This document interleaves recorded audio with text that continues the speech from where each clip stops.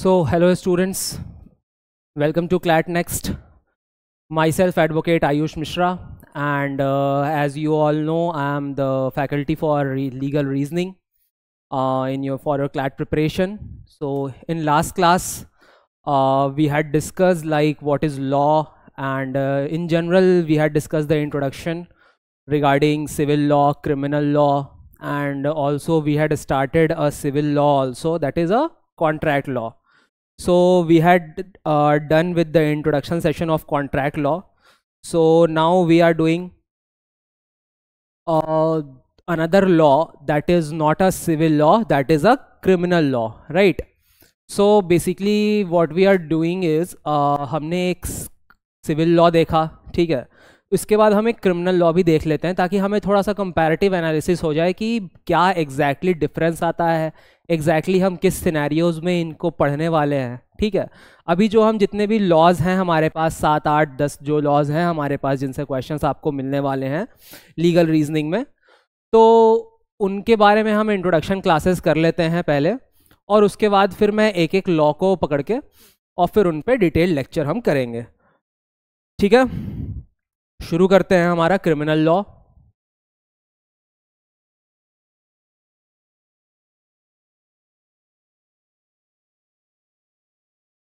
Criminal law, pen का colour change कर लेता हूँ, येलो अच्छा है, ओके। सो बेसिकली देखिए क्रिमिनल लॉ और सिविल लॉ, ठीक है। लास्ट टाइम जो हमने डिफरेंस देखा था क्रिमिनल लॉ और सिविल लॉ में, तो मैं ऐसा वो चार्ट में फिर से नहीं बना रहा हूँ, बस मैं आपको ओरली बताता हूँ कि क्रिमिनल लॉ में और सिविल लॉ में क्या डिफरेंस है। यहाँ पे मैं सिविल लॉ के सारे पॉइंटर्स लिख दूंगा, ठीक है। ओके, सो बेसिकली उसमें हमने देखा था कि सिविल लॉ में हम जनरली दो पार्टीज़ की बात करते हैं, जहाँ पे जो केस का नेचर होता है वो सिविल नेचर का होता है, जहाँ पे कोई क्राइम की बात नहीं होती है, पनिशमेंट की बात नहीं होती है, ठीक है। वहाँ पे जो होती है दो पार्टीज़ के आपस की प्राइवेट नेचर की बात होती है, ठीक है। उनका वो प्राइवेट मैटर रहता है, जहाँ पे कि एक पर्सन का लेट सपोज प्रॉपर्टी का डिस्प्यूट है, या लेट सपोज कोई और लैंड डिस्प्यूट है। तो इस तरीके से सिविल नेचर है, जहाँ पे दो पर्सन इन्वॉल्व होते हैं, उनके पर्सनल प्रॉफिट गेन्स होते हैं, इसकी वजह से हम उसको सिविल लॉ बोलते हैं, करेक्ट। यहाँ पे हमारे क्रिमिनल लॉ में क्या होता है कि भाई अगर हम देखें तो पहला क्रिमिनल लॉ में सबसे इंपॉर्टेंट जो पॉइंट होता है, इसमें दो पार्टीज नहीं हो, दो पार्टीज तो होती है पर दो इंडिविजुअल पार्टीज नहीं है। एक जो होगा जो विक्टिम है, पहला जो पार्टी होगा, टू पार्टीज अगर जो होंगी, टू पार्टीज जो है इसमें जो पहला है ये तो विक्टिम है, ठीक है। और दूसरा पार्टी कौन है? दूसरा पार्टी जो रहेगा वो रहेगा अक्यूज्ड, राइट, अक्यूज्ड, अक्यूज्ड, ठीक है। और ये विक्टिम, तो क्रिमिनल केस में क्या होता है कि जो विक्टिम रहेगा, ठीक है, उसके साइड से केस कौन लड़ेगा? उसके साइड से जो केस रिप्रेजेंट करने वाले होंगे वो होगा गवर्नमेंट, ठीक है, गवर्नमेंट,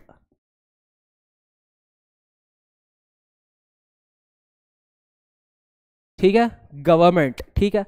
गवर्नमेंट को हम और क्या बोलते हैं? प्रोसिक्यूशन,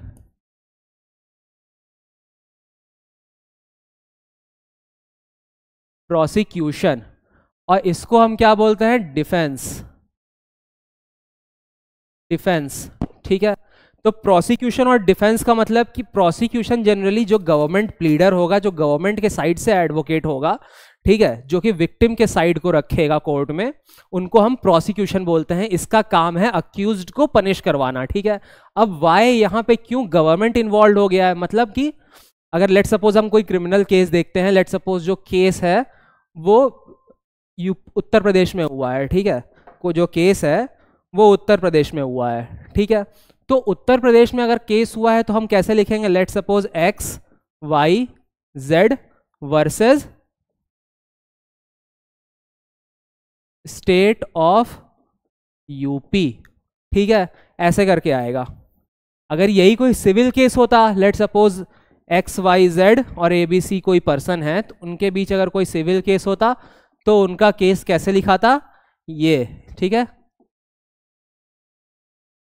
सिविल केस, ठीक है, ये है क्या, क्रिमिनल केस।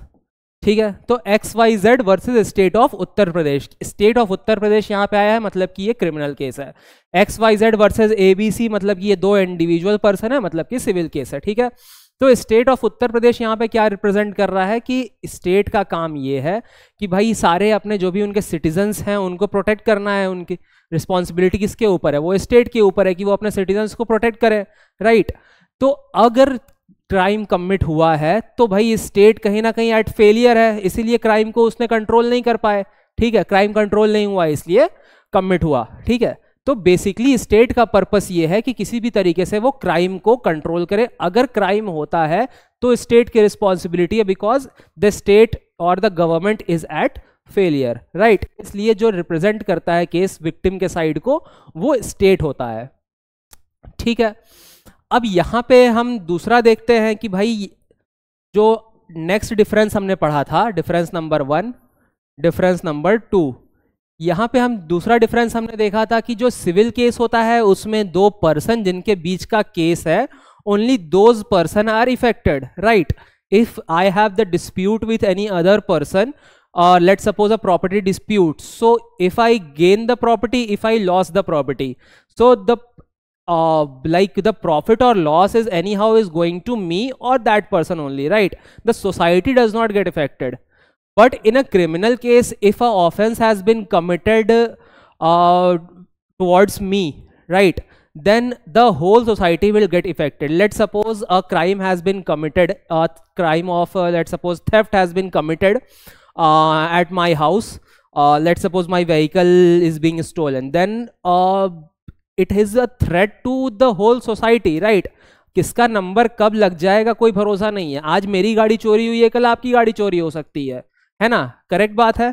तो इसीलिए पूरी सोसाइटी थ्रेट में रहती है। अगर एक सपोज एक कॉलोनी के एक घर में मर्डर हो जाए तो भाई पूरी कॉलोनी डरी रहती है कि भाई अगले दिन किसके यहाँ मर्डर हो जाएगा, कोई भरोसा नहीं है ना। कोई चोर है, कोई डकैत है, कोई आए, अगर उन्होंने मर्डर कर दिया, कोई क्राइम कमिट किया, तो भाई पूरी सोसाइटी थ्रेट में है। समझ में आ रही है बात? तो इसलिए इफेक्ट्स सोसाइटी एट लार्ज। ठीक है, ये दूसरा हो गया। तीसरा, हाँ, थर्ड हमने क्या देखा, थर्ड हम देखेंगे कि जो पनिशमेंट होती है, पनिशमेंट क्या है। उसमें हमने देखा कि भाई जो सिविल केस है, लेट सपोज आपने मेरा प्रॉपर्टी डिस्प्यूट है आपसे, आपने मेरा जमीन जो है वो हड़प लिया है, ठीक है। तो अब मैं अगर आपसे आपके ऊपर केस करूंगा तो क्या मेरा इंटेंशन ये रहेगा कि मैं आपको जेल पहुंचा दूं? अगर मैं आपको जेल पहुंचाऊंगा तो मेरी जमीन कैसे वापस मिलेगी, राइट? तो मेरी जमीन तो वापस मिलेगी नहीं आपके जेल जाने से, है ना। आप जेल से बाहर रहोगे, आप मेरे को मेरी जमीन दो, आपको जेल पहुंचा के मेरा क्या फायदा होना है, कुछ भी नहीं। सो बेसिक मतलब यही है कि आपको वहां पे जो आपका प्रॉपर्टी का है या पैसे का डिस्प्यूट है वो चाहिए। पर अगर कोई क्रिमिनल मैटर है तो क्या आपने कोई क्राइम किया, आपके साथ कोई क्राइम हुआ और आपको उसके बदले कोई पैसे मिल जाए या कोई प्रॉपर्टी मिल जाए, तो क्या आप मानोगे क्या जस्टिस सर्व्ड हुई वहां पे? नहीं भाई, क्राइम हुआ है तो उसको पनिशमेंट मिलनी चाहिए, राइट। सामने वाला बंदा जेल जाना चाहिए। तो क्रिमिनल केस में जो होता है वो हमेशा पीनल पनिशमेंट होते हैं, पीनल पनिशमेंट होते हैं, राइट। ओके, सो पीनल पनिशमेंट इसमें हो गया। अब देखिए इसमें हम क्या कर देखते हैं, सिविल केस और क्रिमिनल केस, ठीक है। तो अगर अब पीनल पनिशमेंट भी हुई है तो इस केस में ऐसा नहीं है कि फाइन नहीं मिलेगा, फाइन भी मिल सकता है, ठीक है, फाइन भी मिल सकता है। जैसे कि सिविल केस में हम इंजंक्शन ले सकते हैं, या फिर इंजंक्शन मतलब टेम्परेरी इंजंक्शन या परमानेंट इंजंक्शन ले सकते हैं, या किसी तरीके का कोई स्पेसिफिक रिलीफ दिया जा सकता है, ठीक है। बट इसमें क्या होता है कि पीनल पनिशमेंट्स होती हैं। पीनल पनिशमेंट्स बोले तो जेल, पीनलॉजी, पीनल पनिशमेंट्स मतलब कि जेल, और उसके साथ फाइन भी मिलता है, ठीक है। फाइन लेट सपोज अगर आप किसी का कोई मेडिकल इमरजेंसी है, ठीक है, ग्रीवियस हर्ट का केस है, तो ग्रीवियस हर्ट के केस में आपने मार के किसी का बिल्कुल उसको अच्छी तरीके से आपने मारा पीटा और उसको आपने बिल्कुल अधमरे हालत में छोड़ दिया, तो उस केस में आपको जेल तो होगी ही, पीनल पनिशमेंट तो होगी ही होगी, बट साथ में यू आर लायबल टू पे फाइन ऑल्सो, राइट। ओके, सो ये आपको समझ में आ गया कि भाई क्रिमिनल केस कैसे चलता है। ठीक है, इसको हम इरेज कर लेते हैं। ठीक है, अब इसके बाद हम देख लेते हैं कि भाई जो हम क्राइम में पढ़ते हैं, क्राइम बेसिकली आईपीसी जो है, अभी तो हम आईपीसी पढ़ेंगे, इंडियन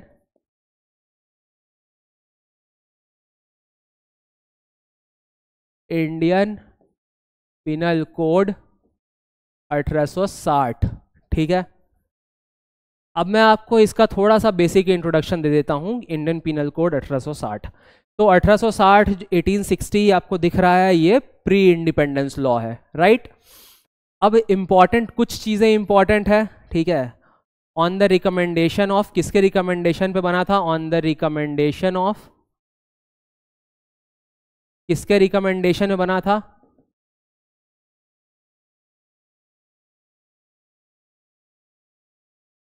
फर्स्ट लॉ कमीशन के रिकमेंडेशन पे, on the recommendation of first law commission इन 1834। ठीक है, अब कभी कभी आपसे ये भी पूछा जा सकता है कि भाई जो इंडियन पिनल कोड ड्राफ्ट किया गया है वो महानुभाव कौन है? ठीक है, सो ड्राफ्टेड बाय, ये आपको बेसिक चीजें हैं, ये आपको याद रखनी है। ये आपको ऐसा नहीं है कि लॉ क्लैट के एग्जाम में नहीं पूछा तो ये आपका वेस्ट हो गया। ठीक है, आप कॉलेज में जाएंगे तो आपको एज मिलेगा इसमें। ड्राफ्टेड बाय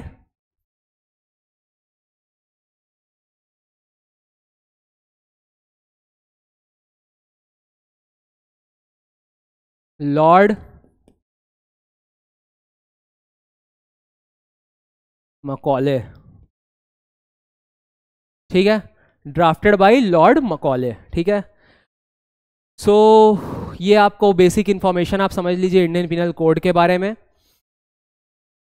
ठीक है, बेसिकली इसमें जो पुराना हमारा ये लॉ है इंडियन पिनल कोड, अब चेंज होके नाम क्या हो गया है? Name changed. क्या नेम चेंज है?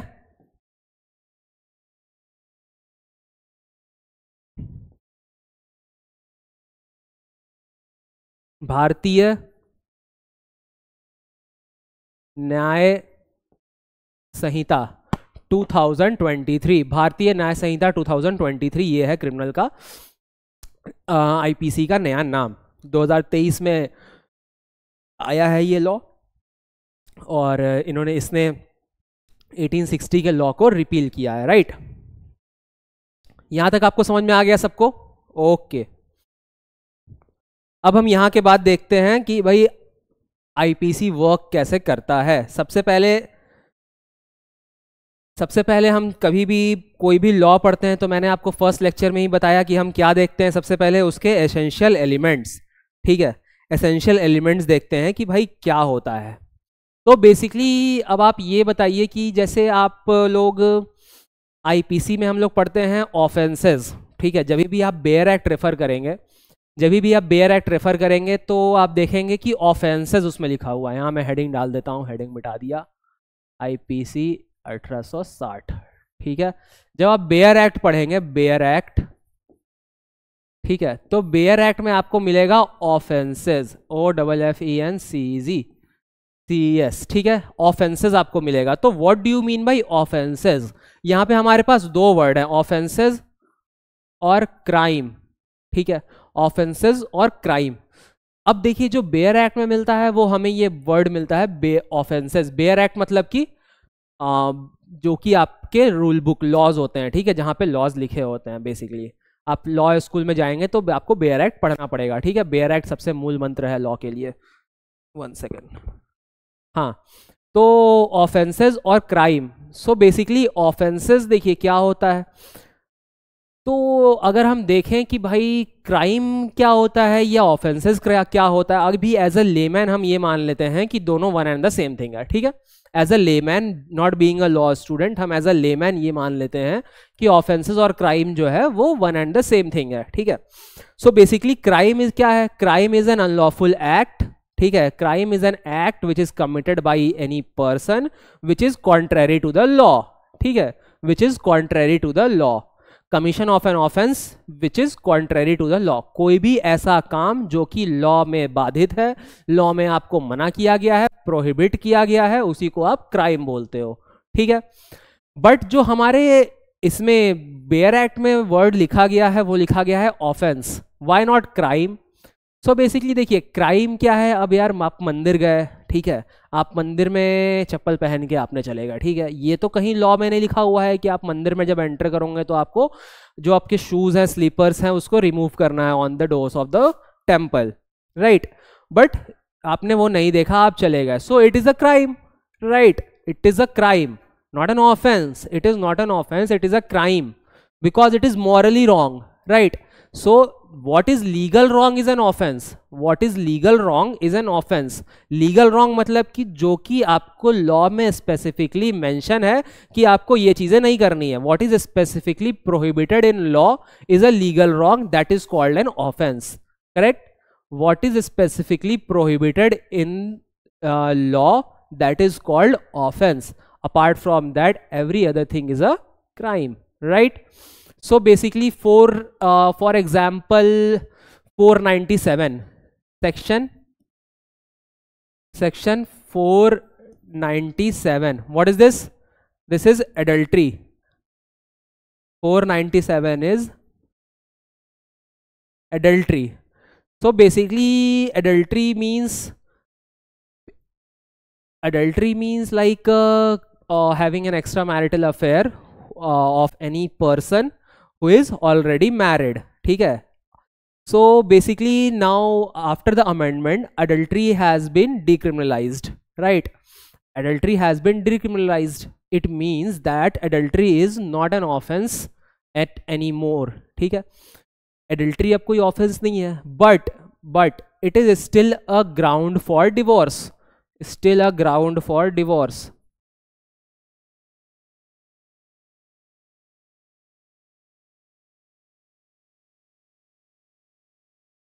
Still a ground for divorce, why? अब देखिए एडल्ट्री जो है वो ऑफेंस नहीं है, इसको हमने डिक्रिमिनलाइज कर दिया, डिक्रिमिनलाइज करने के बाद ये ऑफेंस नहीं रह गया, लेकिन डिवोर्स का एक ग्राउंड है, ठीक है, मतलब कि ये अभी भी क्राइम है, मॉरली रॉन्ग है, ठीक है। हमने ये देखा कि ठीक है भाई एक्स्ट्रा मैरिटल अफेयर करना ये लीगली रॉन्ग नहीं है, लीगली रॉन्ग क्यों नहीं है, बिकॉज इसको हमने अमेंडमेंट करके डिक्रिमिनलाइज कर दिया, ठीक है, बट ये अभी भी मॉरली रॉन्ग है एंड इसलिए हमने इसको as a ground for divorce रखा है कि आप इस ग्राउंड पे किसी को लीगल पनिशमेंट नहीं दिलवा सकते हैं।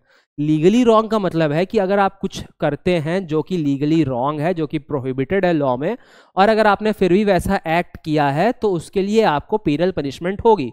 बट अगर कोई लीगली रॉन्ग एक्ट आप नहीं कर रहे हैं पर ऐसा कोई आपने एक्ट किया जो कि ऑफेंस नहीं है, जो कि क्राइम है, बट उसके लिए आपको पनिशमेंट नहीं होगी, उसके लिए आपको किसी तरीके का कुछ गाइडलाइंस हो सकता है या फिर ऐसा पनिशमेंट नहीं होगी, राइट।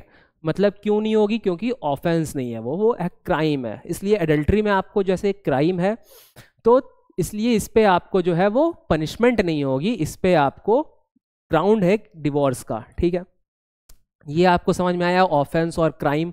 तो अगर हम देखें इसको सेट बना करके, इसमें अगर हम देखें तो यहाँ हम क्या लिख सकते हैं? ऑफेंस लिख सकते हैं, ऑफेंस, और यहाँ हम क्राइम, ठीक है। तो ये हम बोल सकते हैं कि भाई all offences are crime but all crimes are not offences, ये हम बोल सकते हैं all offences are crime.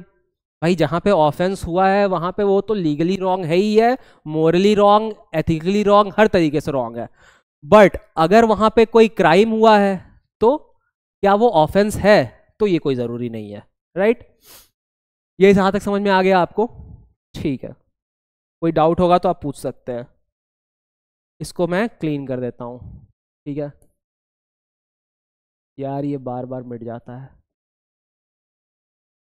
Okay, तो यहाँ तक हमको समझ में आ गया। अब इसके बाद हम देखेंगे कि भाई क्या है हमारे एलिमेंट्स ऑफ क्राइम, ठीक है। हमने आपको बताया कि भाई कभी भी आप देखते हैं कोई भी लॉ पढ़े तो सबसे पहले आप उसके एलिमेंट्स देखें, राइट। सो हम देखते हैं एलिमेंट्स ऑफ क्राइम।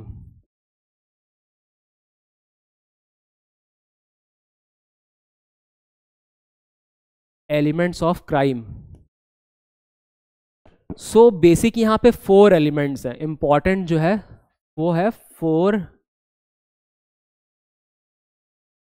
एलिमेंट्स। क्या है 4 एलिमेंट्स? तो पहला जो सबसे इंपॉर्टेंट, अगर आप बेसिक कॉमन सेंस से सोचें कि भाई क्राइम करने के लिए क्या इंपॉर्टेंट है ना, क्राइम करने के लिए भाई चाकू, बंदूक, हथियार, ठीक है, ये सब ज़रूरी है। लेकिन उससे भी ज़्यादा ज़रूरी क्या है, जो इनको चलाएगा, है ना, इनको कौन चलाने वाला है, वो है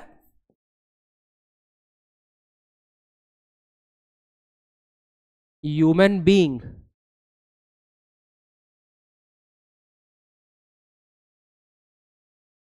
हाँ, तो क्राइम को चलाने वाला कौन है, क्राइम को करने वाला कौन है, वो है ह्यूमन बीइंग। अब देखिए यहाँ पे जो भी लॉ में हम वर्ड पढ़ते हैं उसका स्पेसिफिक मीनिंग होता है, ठीक है, हर वर्ड का स्पेसिफिक मीनिंग होता है। यहाँ पे हम पर्सन भी लिख सकते थे, why not person,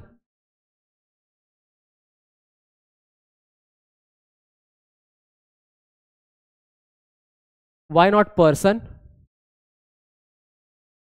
why not person.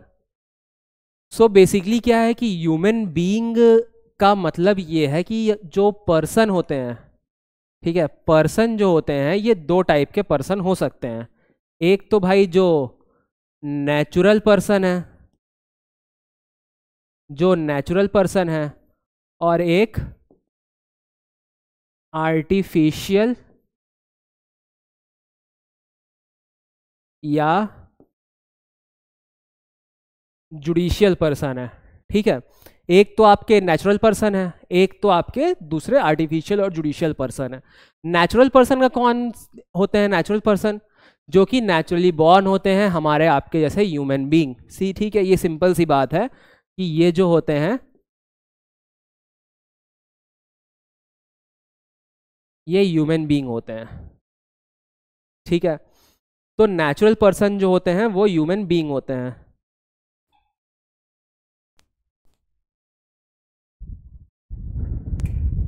1 second.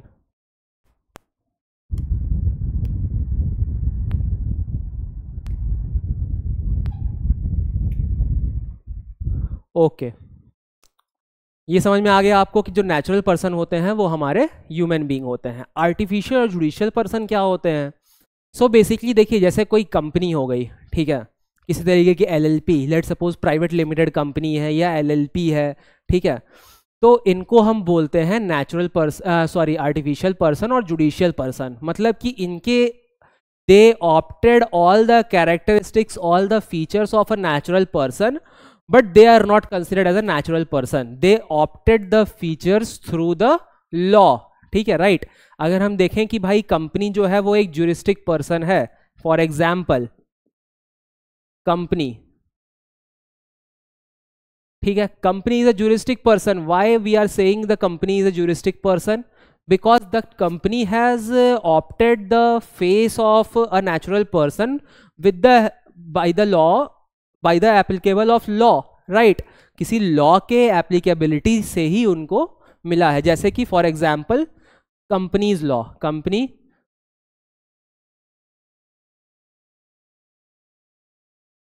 Company is a juristic person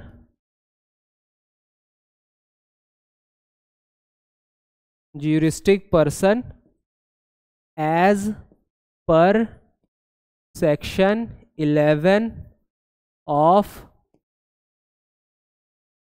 companies act 2013, ठीक है। अभी आपको एक्ट नंबर और ये सेक्शन नंबर ये सारी चीज़ें नहीं याद रखनी है, मैं आपको सिर्फ बता रहा हूँ, ठीक है। कंपनी का ज्यूरिस्टिक पर्सन होने का मतलब ही ये है कि लेट सपोज अब कंपनी का एक अपना पैन कार्ड होगा, एक बैंक अकाउंट होगा, कंपनी का इनकॉर्पोरेशन होता है, कंपनी की आइडेंटिटी उसके डायरेक्टर्स से अलग होगी, ठीक है, कंपनी की लायबिलिटी उसके डायरेक्टर से लायबिलिटी से अलग होगी, ठीक है, कंपनी के एसेट्स अलग होंगे, डायरेक्टर के एसेट्स अलग होंगे, लिक्विडेशन जब होगी तो कंपनी का लिक्विडेशन अलग होगा। मतलब कि जब लेट सपोज कंपनी बैंकरप्ट हो गई, ठीक है, डायरेक्टर्स जो है उसके बैंकरप्ट हो गए, तो अभी जो भी लोन्स या जो भी उधार लिए हुए हैं कंपनी ने, वो हम डायरेक्टली डायरेक्टर्स के पैसे से नहीं चुकाएंगे, वो हम पहले कंपनी के नाम पे जो एसेट्स हैं उनको सेल करेंगे, उससे हम रिकवर करने की कोशिश करेंगे मनी। अगर उससे नहीं रिकवर होता है देन हम पर्सनल डायरेक्टर को टच करेंगे। सो बेसिकली इसका पर्पस ये होता है कंपनी इनकॉर्पोरेशन का कि हम कंपनी को एज अ अलग एंटिटी शो करें, ठीक है। तो कंपनी आर्टिफिशियल पर्सन हो गई, नेचुरल पर्सन क्या है, ह्यूमन बीइंग हो गया, ठीक है। तो यहाँ पे ये हमको समझ में आ गया कि जो भी ऑफेंसेस हम आईपीसी में पढ़ने वाले हैं उसमें एज अ कंपनी का कोई इन्वॉल्वमेंट नहीं है, ठीक है। क्या कंपनी कोई क्राइम कर सकती है? क्या कंपनी किसी के घर पे चोरी कर सकती है? थेफ्ट हो सकता है क्या कंपनी के थ्रू? या कंपनी के थ्रू मर्डर हो सकता है? नहीं हो सकता है। तो बेसिकली हम यहाँ पे पढ़ने वाले हैं नेचुरल ह्यूमन बीइंग के बारे में। दूसरा, इसको इरेज करता हूं,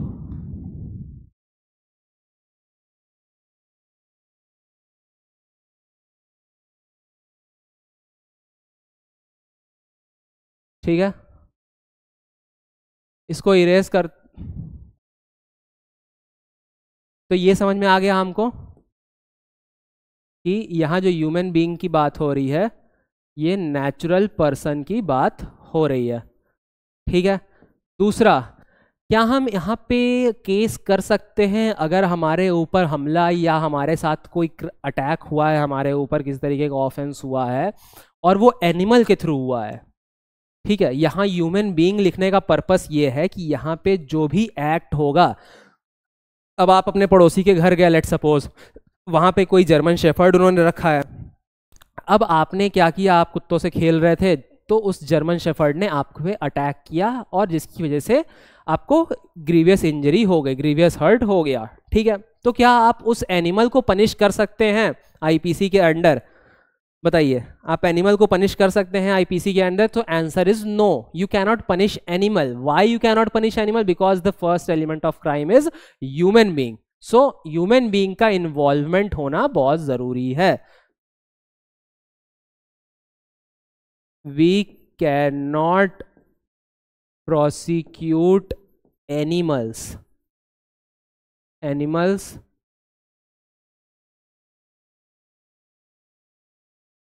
for committing any offense, ठीक है। ये आपको समझ में आ गया ह्यूमन बीइंग का मतलब क्या है, राइट? ह्यूमन बीइंग का मतलब समझ में आ गया आपको, ठीक है। अब हम आते हैं नेक्स्ट एलिमेंट पे। नेक्स्ट एलिमेंट हमारा क्या है?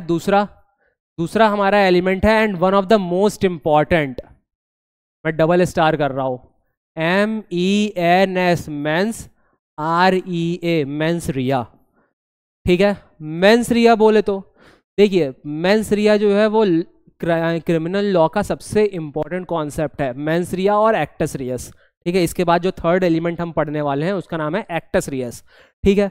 तो जो ये मेंस रिया है और जो एक्टस रियस है ये दोनों बहुत इंपॉर्टेंट है, इसको आप थोड़ा ध्यान से समझिएगा। मेंस रिया मतलब होता है कि गिल्टी माइंड, गिल्टी इंटेंशन और गिल्टी माइंड, ठीक है। गिल्टी इंटेंशन और एविल इंटेंशन, ठीक है। गिल्टी इंटेंशन और एविल इंटेंशन, दैट मीन्स कि भाई कभी भी कोई भी क्राइम किसी ने कमिट किया तो सबसे पहले हम क्या उसका देखेंगे कि what is the intention behind that crime, ठीक है। इंटेंशन क्या है उसका उस क्राइम को करने के पीछे, सबसे पहले कोर्ट में यही साबित किया जाता है कि what is the intention, what is the motive behind that crime, right.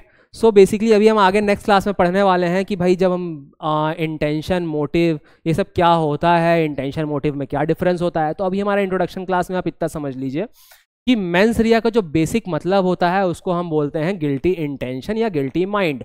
मतलब कि जिस वक्त आपका पर्पस क्या है, ठीक है, आपका इंटेंशन क्या है। लेट सपोज आपके ऊपर चार्जेस हैं कि आपने एक्स पर्सन का मर्डर किया है, ठीक है। तो why you had committed murder, that why question mark is called mens rea, right. कि इसके पीछे आपका इंटेंशन क्या है, ऑब्जेक्ट क्या है, इसके पीछे आपने मर्डर क्यों किया है, ठीक है। हो सकता है आपसे कोई पुरानी दुश्मनी रही होगी, हो सकता है आपसे उन्होंने कुछ उधार ले रखा होगा, हो सकता है आपको उसने कुछ बोला होगा, आपकी फैमिली को कुछ बोला होगा। तो बेसिक पर्पस जो क्राइम करने के पीछे का कारण है, उस कारण को हम ये मानते हैं कि उस मेंस रिया वो होगा, ठीक है। सो मेंस रिया का बेसिक मतलब क्या हो गया? Guilty mind evil intention, guilty mind और एविल इंटेंशन। ये एक लीगल मैगजीन पे भी बेस्ड है, ठीक है, जिसका नाम है एक्टस नॉन फैसेट, एक्टस नॉन फैसेट रियम रियम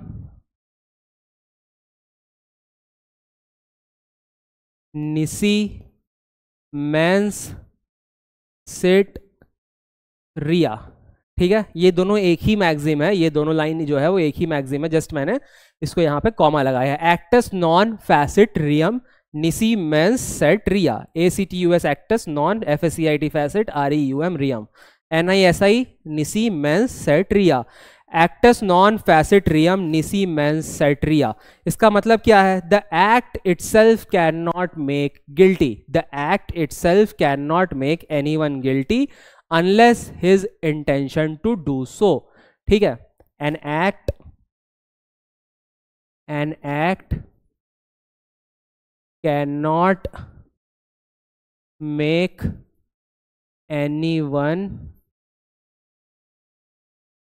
guilty unless his intentions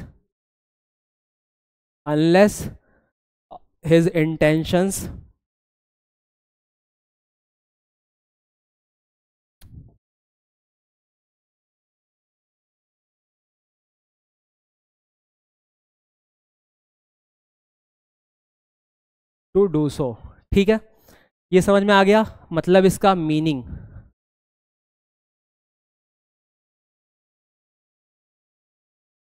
N act can not make anyone guilty unless his intention were to do so, ठीक है। मतलब कि ऐसा नहीं है कि आपने कोई एक्ट कर दिया डायरेक्टली, लेट सपोज आपसे किसी का ग्रीवियस हर्ट हो गया, आपने कोई एक्ट किया है, ठीक है, तो इसका मतलब ये नहीं है कि आपको सीधा आपने एक्ट किया मतलब आपको सीधा हम जेल पहुंचा देंगे, नहीं। हम उस एक्ट के पीछे इंटेंशन देखेंगे कि आपका इंटेंशन क्या था, ठीक है, आपने वो एक्ट क्यों किया, ठीक है। लेट सपोज ऐसा हो सकता है कि आपने लेट सपोज कोई चाइल्ड है, ठीक है, एक 3 माले की बिल्डिंग है, 3 माले की बिल्डिंग है जिसमें कि 2nd माले पे आग लग गई है। तो आप क्या है, आप गए हो वहाँ पे लोगों को रेस्क्यू कर रहे हो, तो आपने एक चाइल्ड को जो कि उस आग में फंसा हुआ था, आपने उस चाइल्ड को 2nd फ्लोर से नीचे गिरा दिया, ठीक है। आपने नीचे एक डंप किया जिसमें कि आपको पता है कि नीचे लोग खड़े हैं जो कि चाइल्ड को कैच कर लेंगे, रेस्क्यू कर लेंगे, ठीक है। आपको पता था कि भाई हार्म हो सकता है थोड़ा, लेकिन एक बेटर बड़े हार्म से बचाने के लिए आपने एक छोटे हार्म को ऑप्ट किया, ठीक है। भाई ऊपर रहता चाइल्ड तो आग में जल सकता था। तो यहाँ पे क्या है कि आपने एक्ट तो गलत किया, आपने एक्ट तो नेग्लिजेंट किया है ना, आपने एक्ट तो जो किसी को रिस्क में डालने का किया, बट क्या आपका इंटेंशन उसको ऐसा रिस्क करने का था? आपका इंटेंशन क्या था? उसको बचाने का था, ठीक है। बट जो आपने एक्ट किया उससे दिख रहा है कि आपका इंटेंशन उसको रिस्क में डालने का था। तो क्या आपको हम उसके लिए पनिश कर सकते हैं? आपने एक तो बचाया भी किसी को अपनी जान पे खेल के, उसके लिए हम आपको पनिश भी कर दें? So that is not fair, right. So मेंस रिया एक्टस नॉन फैसिट रियम निसी मेंस सेट रिया ये कहता है कि an act can not make anyone guilty unless his intentions were to do so, ठीक है। सिर्फ एक्ट होने से गिल्टी नहीं हो जाएगा, उसका इंटेंशन भी वैसा होना चाहिए, ठीक है। ओके, सो ये आपको समझ में आ गया मेंस रिया। तो आप अब डिटरमाइन कैसे करोगे कि भाई मेंस रिया है सामने वाले का कि नहीं है, ठीक है। सो मेंस रिया डिटरमाइन करने का जनरल कुछ पॉइंट्स होते हैं, जैसे कि मान लीजिए आप कुछ एक्ट करने जा रहे हो जिसके बारे में आपको सफिशिएंट नॉलेज है, नॉलेज के बेसिस पे मेंस रिया हम डिटरमाइन कर सकते हैं, ठीक है। अब मुझे पता है कि सामने वाला पर्सन अस्थमा का पेशेंट है, ठीक है, अब उसको फ्रीक्वेंटली वो अस्थमा पंप चाहिए होता है, राइट, ये मेरे को पता है, ये मेरी नॉलेज है। अब इंटेंशनली मैंने उससे अपना बदला निकालने के लिए उसका अस्थमा पंप छुपा दिया, ठीक है। मुझे पता है कि उसको अस्थमा पंप्स की रिक्वायरमेंट होती है, बट स्टिल मैंने वो उनका पंप छुपा दिया इंटेंशनली। सो मेरे को नॉलेज है कि भाई अगर मैं ऐसा करूंगा तो उसकी जान जा सकती है। दैट मीन्स मेरा मेंस रिया प्रेजेंट है यहाँ पे, राइट। मेरा मेंस रिया मतलब कि गिल्टी इंटेंशन प्रेजेंट है यहाँ पे, गिल्टी माइंड मेरा प्रेजेंट है, नॉलेज हो गया। इंटेंशन तो है ही है, ठीक है, इंटेंशन तो है ही है, इंटेंशन वहां पे होना ही चाहिए, बिना इंटेंशन के तो कुछ होना ही नहीं है। तो आईपीसी में सबसे इंपॉर्टेंट है इंटेंशन।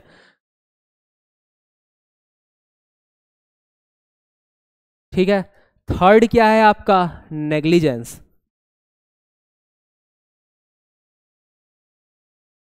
ठीक है, थर्ड है नॉलेज कि पहला आप नॉलेज के बेसिस पे कर सकते हैं, दूसरा आप इंटेंशन के बेसिस पे कर सकते हैं डिटरमाइन, थर्ड है आपका नेग्लिजेंस के बेसिस पे। ठीक है, अब लेट सपोज भाई आप एक ट्रक ड्राइवर है, ठीक है, आपको पता है कि ये खाड़ी का रास्ता है, यहाँ पे रास्ते जो हैं बहुत डेंजरस हैं, ठीक है, स्टिल आप अपने बस में ओवरलोड किए हुए हो और आपने जो गाड़ी है वो किसी दूसरे पर्सन को, लेट सपोज आपने जो गाड़ी है वो बहुत रेकलेस तरीके से या नेग्लिजेंट तरीके से चलाया, जिसकी वजह से एक पैसेंजर की गिर के डेथ हो गई। ठीक है, अब यहाँ पे आपका भले ही इंटेंशन नहीं है, ठीक है, इंटेंशन नहीं है कि भाई आपको किसी पैसेंजर की डेथ करनी है, राइट, आपका तो काम है भाई बस चलाने का, आपने जैसे यूजुअल बस चलाया था वैसे ही आप आज भी चला रहे थे, आपका कोई इंटेंशन नहीं है।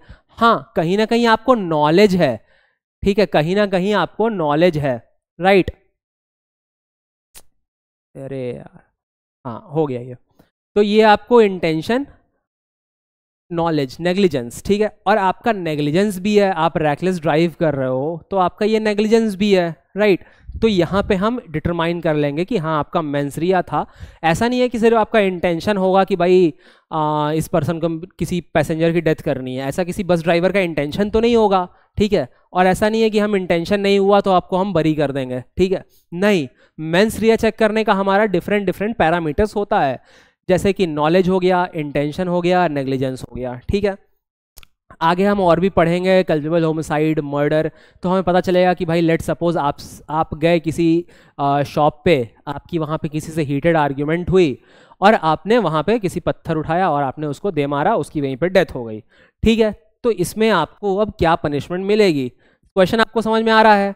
आप गए किसी शॉप पे, वहाँ पे आपकी हीटेड आर्ग्यूमेंट्स हुई और आपने किसी को स्टक किया, राइट, तो यहाँ पे कल्पेबल होमिसाइड हुआ, राइट, आपको मर्डर के लिए नहीं मिलेगा, यहाँ पे आपका इंटेंशन तो हम डिटरमाइन करेंगे, राइट, पर उससे ये नहीं पता चलेगा कि आपका किसी को इंटेंशन था मारने का, ठीक है, आपका हम ये डिटरमाइन कर सकते हैं कि आपको नॉलेज थी कि आप जो एक्ट कर रहे हैं, if you stuck a stone through someone's head then they might fall और दे माइट बिकम अनकॉन्शियस और बी डेड, राइट, सो उस बेसिस पे हम आपके मेंसरिया को डिटरमाइन करेंगे और आपको हम पनिशमेंट दे सकते हैं, राइट, सो ये हो गया हमारा मेंसरिया को करने का तरीका।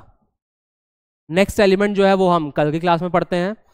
आप होपफुली आज जो मैंने आपको बताया, crime law, criminal law, IPC के बेसिक्स और जो भी इंट्रोडक्शन, उसके बारे में आपको समझ में आया होगा। नेक्स्ट क्लास में हम डिस्कस करते हैं इसके फर्दर एलिमेंट्स एंड स्टेजेस।